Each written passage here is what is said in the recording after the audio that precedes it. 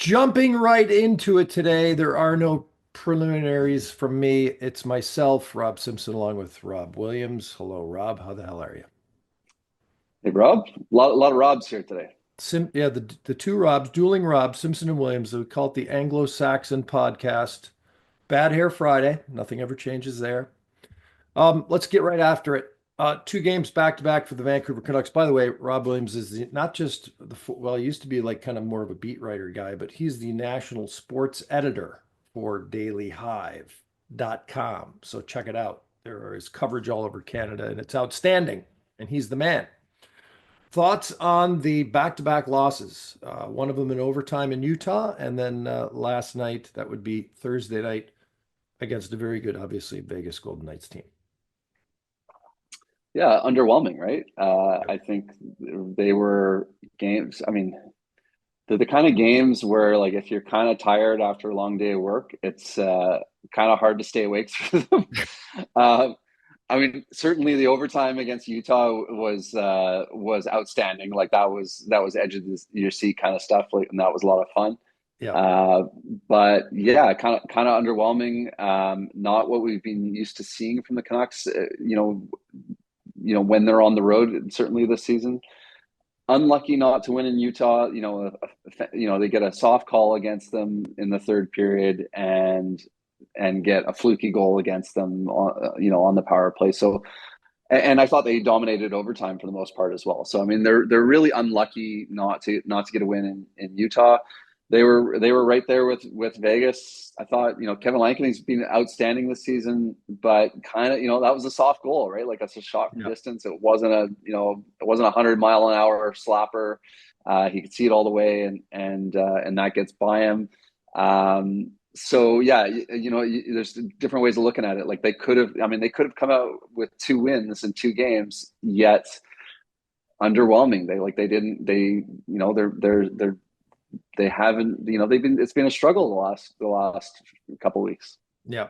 Uh, Petrangelo is the guy you're referring to in terms of the long slapper. That was the goal that tied it up for Vegas last night. And also, you referred to the Utah game. First 40 minutes was like you're sitting in the back of biology class, just like, what? Yeah. It was Dullsville. But as you said, it got more exciting in the third and then obviously in overtime. So is the sky falling? Are the fans, the haters, and then of course the media? Are we kind of like after the Boston loss? And by the way, people ask me, they go, why are they freaking out? They shut out a team, lose to Boston, shut out a team. But because is it because the Boston that nemesis just like ugh, it was like the end of the world. So now I'm just curious, will it be as extreme after these two games? Probably not. I get the feeling something has to do with Brad Marchand and the Boston Bruins. I think it's not just that. I think it's the fact that it was at home. Like they just keep putting out stinkers at home, and like I mean, I maintain that if they had performed on the road and secured the wins that they have on the road, and if they'd done that instead at home, and then in reverse had struggled on the road, Right. the view of this team would be much different, right? Right.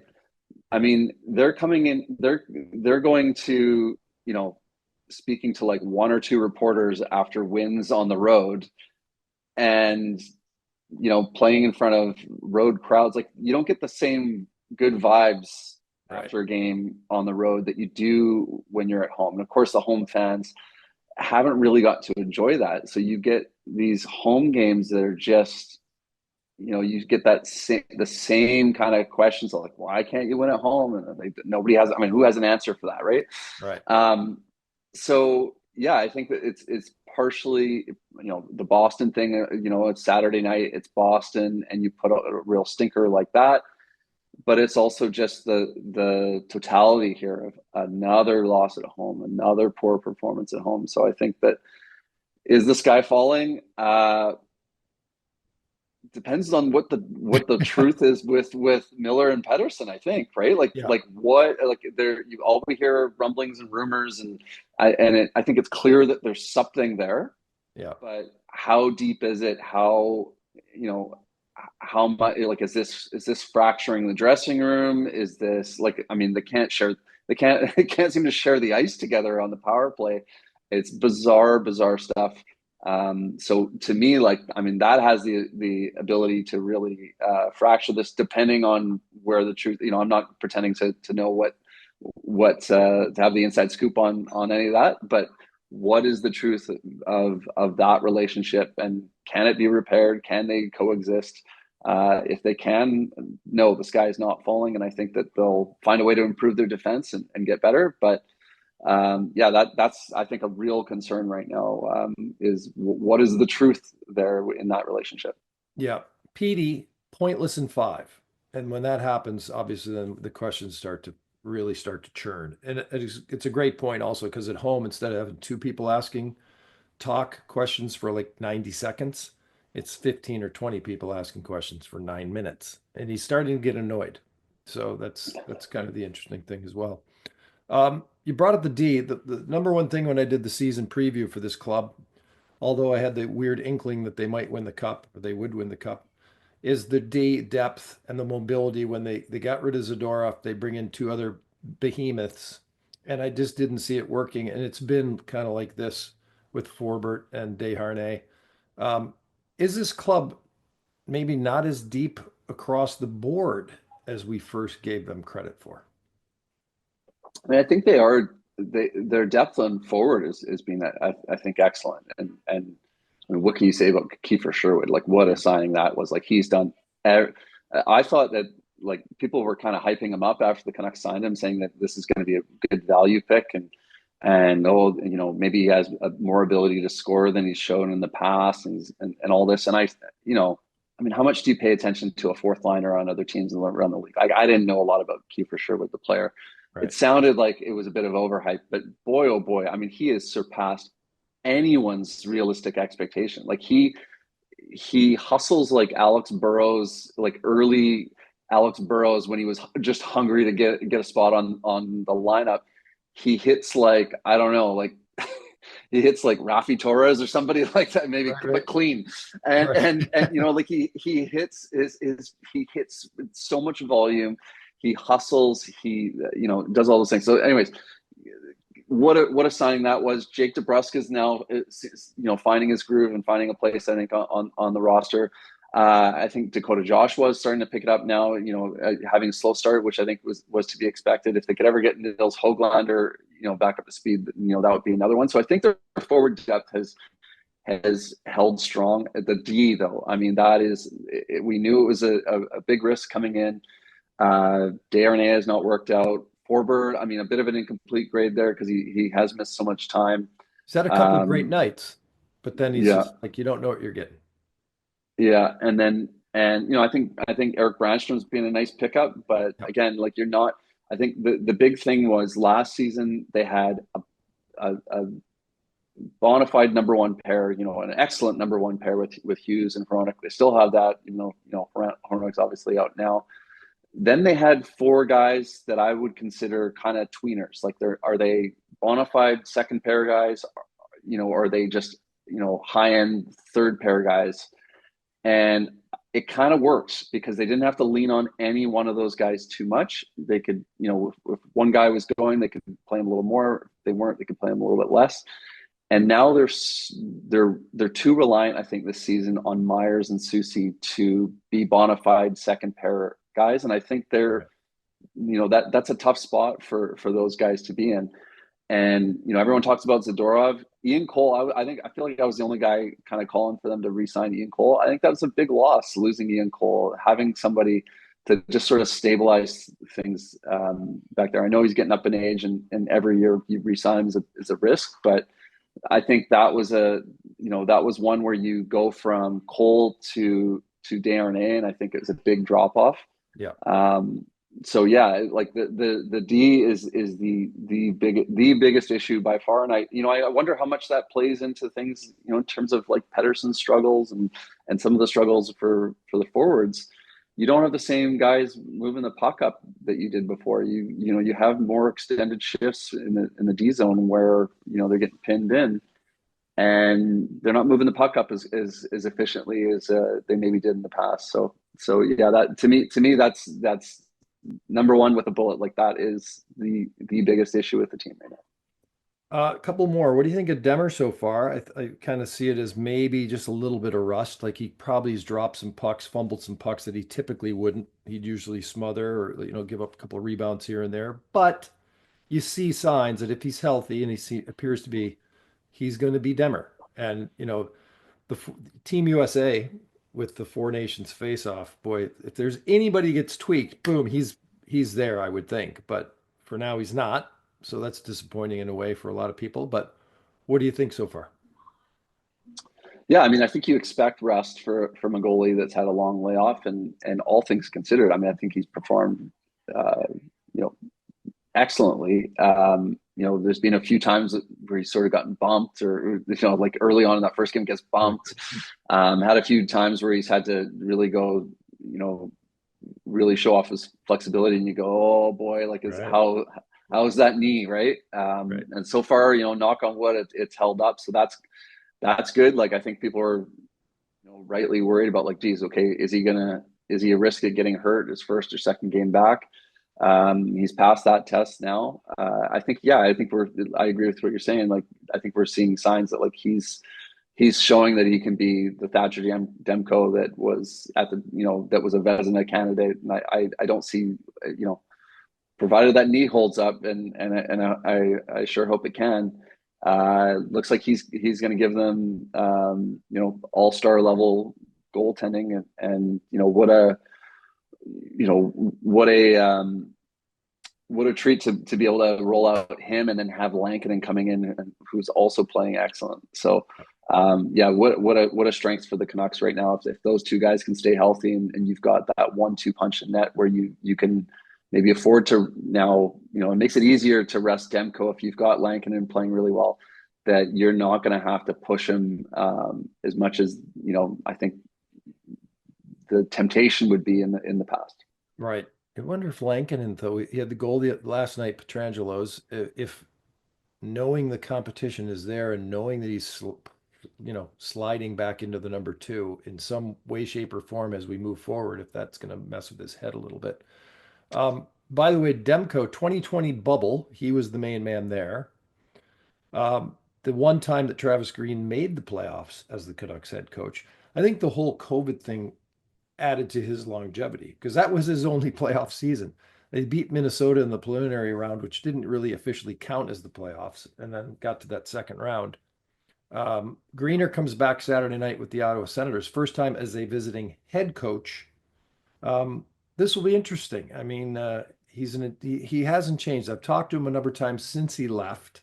Still intense, still kind of quiet. You go to like morning skates, things. Everything's very business. It's almost like he's a little paranoid. He's not kind of playful like talk or like you get from Dan Bilesma down in Seattle. Um, just thoughts on Greener coming back and your overall time, I guess you could say you spent with him. Yeah, I mean, he had much more guarded approach, which I feel like Tocchet the last couple of games has been Yeah, yeah, has taken a starting. page out of Travis Green's book. Not giving too much insight. No, I mean, I think he was always professional and good to deal with. But yeah, certainly not Not Bruce playful. Boudreau. Bruce Boudreau and Rick Tocchet are hard to beat as the last two head coaches to cover. Being in the media. But yeah, no, I it looks like Green has, I thought he was a good coach here. Things of course went off the rails the last couple of seasons, but I thought that he did a really good job in, building up the Canucks young players, as they were in a rebuild, and helping them get out of that. And of course, that 2019-20 season, I think everything built till then. They improved every year under him until then, and then it kind of went south during the COVID years. But at the same time, look at the roster that he had to throw over the boards. That roster doesn't look too good today. It doesn't look any better today than it did when the Canucks were sending out an aging Alex Edler and Yeah. Travis Hamonic and the rest to try to win games. And also to be fair, I kind of threw out the COVID thing, but the COVID impacted the Vancouver Canucks more, and a certain Sutter, and even the coach, he didn't reveal till later just how messed up he was. And I'm talking about Travis Green. Like it was a Mhm. serious thing for him for months, where he was just knocked on his ass. So the Canucks were probably impacted as much or more so than 90% of the teams in the National Hockey League. So not to make light of that, it was a difficult time. And also, one of the guys that Jim Benning brought in at the latter stages right before Greener was fired in that December was Connor Garland. I remember doing a one-on-one with him that first season, and just the intensity and the eats, sleeps, breathes hockey. It was just a matter of time. He's been a revelation this season, um, or more so. It's that high end stuff that you brought up at the start, Rob. It's figuring out the stars because you have to have them. And right now, that's that's really what it's about. Yeah, I mean, Connor Garland's been arguably a star for them this season. Yeah. What an I mean, he was excellent last season, but I think kind of like pigeonholed into that third line role, Yeah. um, which he excelled at. You know, no doubt with Dakota Joshua, they were excellent. I think for me, Garland is beyond that now. I think playing Garland in the third line now kind of is underutilizing him. I think that Mhm. you need to make him work with whether it be Miller or Pettersson. That's a guy that that you should be. I think the most likely spot for him now is loading up that line with Miller and Besser, and like why can't Garland work in that role as well? I don't see why not. Right. I don't know if I'd have him on the first power play unit over Pettersson or Miller, but I think that he's a guy that has really taken that next step. And but yeah, like you go as far as your stars will take you. This season, Quinn Hughes is the guy. I, I was I often I often disagree with what the fan vote at the end of the year for like the team MVP. I find that the fans get it wrong a lot. Yeah. Um, and I think they got it wrong again last season. Like they voted JT Miller, great year by Miller, of course, but like the first Norris Trophy winner in franchise history, and he didn't get team MVP. Right. I think he's going to for sure get that one Yeah. uh, this season. You know, barring knock on wood, barring an injury or anything like that. I think Hughes is being quite clearly their best player. I mean, he's leading them in scoring as a defenseman, but and just playing a ton of minutes. He was amazing and great and took a big step last season. He's taken another step this season. So, Quinn Hughes is doing his part, and they need that big three with Pettersson and Miller now. Like they need those guys to find their game. And imagine what this team looks like if they've got Pettersson, Miller, Hughes, and Demko all playing at the top of their game. That's it. That's a Stanley Cup contender if they can find a defenseman or two to fill out the rest. Yep. By the way, Greener's team did win again last night when Thursday night, 3-2 in overtime against the Flames. So I believe off the top of my head, 7-1-1 in December. So hottest club in the National Hockey League coming in. So maybe a little money on the board for the game-winning goal if they get it. By the way, I want to circle back real quick before we go. Millsy, how much you've talked about the relationship and the chemistry. He's coming off a leave of absence. We don't know personal what's going on in his head. Is there like another shoe going to drop here? Like, is it suddenly going to be like, oh, I mean, it's hard to really pinpoint what's going on, as you pointed out earlier, but that chemistry may be impacted. I mean, it's so hard to speculate. I even off the record, talking to other reporters, like have not really. I don't have a ton of insight beyond what's been reported. Uh, um, it's certainly an unusual situation. I think it's interesting to note, like since he's come back, like how he has spoken about his leave. Like he's kind of uncomfortable about it. He doesn't want to talk about it. Yeah. I saw that he was his first game back. He was named first star in the building, and the PA announcer says, "Okay, now we're going to go down to the team reporter for the in-house interview." And Al Murdoch half announced JT Miller's name, and then no, Miller skates off the ice, and Kevin Lankin gave the interview the second star. Right. I thought that was interesting. I don't know what it means. Miller seems to be sort of uncomfortable with the fact that the fans were chanting his name. It wasn't like he really embraced that and thought that that was like really. So I don't know what does that mean? Does it like I don't want to speculate out loud, but I just sort of wonder like if that gives us any clue as to why he was away from the team and how he's feeling now and that sort of thing. Right. I don't have a problem with him not answering people's nosy questions, though. It's his business. You know what I mean? Because it could be anything under the sun, and that's his prerogative. And if it's personal, it's family, whatever it is.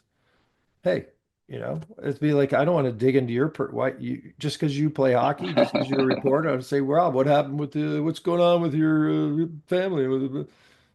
No, I don't. Yeah, I mean the tough thing is when you give no information Yeah, that it like people are just it's human curious, nature. of People are course. curious. Yeah, People want to know. I think in the media, I think reporters, I don't think there was where people were throwing stuff at the wall to see what stuck within the Vancouver market. I thought the right. most of the speculation was coming from outside of the Vancouver market when they were just sort of throwing things. You've heard things and they're just throwing them out. Yeah, So I thought people were pretty respectful within the market. But like, do you know what fans are asking about all the time? Like when I talk to buddies yeah. and What's going on with Millsy? yeah, like that's what everyone wants to know. Everyone's like what is it? Yeah, The group chats, like that's the question that I get asked, right? Is like what's going on with JT Miller, and of course, right? Like he's one of their star players. People care about him, and they care about the team, and they want to know what's going on. So it's really difficult to just have just have it there. nothing and just have him come back and then throw in the whatever's going on with him and Pettersson right now, and people start connecting dots. Yeah. It's just how it is. When it impacts on ice performance and team success, then it becomes more of an acute issue, but still personal at the same time. That's the dichotomy. Um, Rob Williams, the national sports editor for dailyhive.com. A distinct pleasure.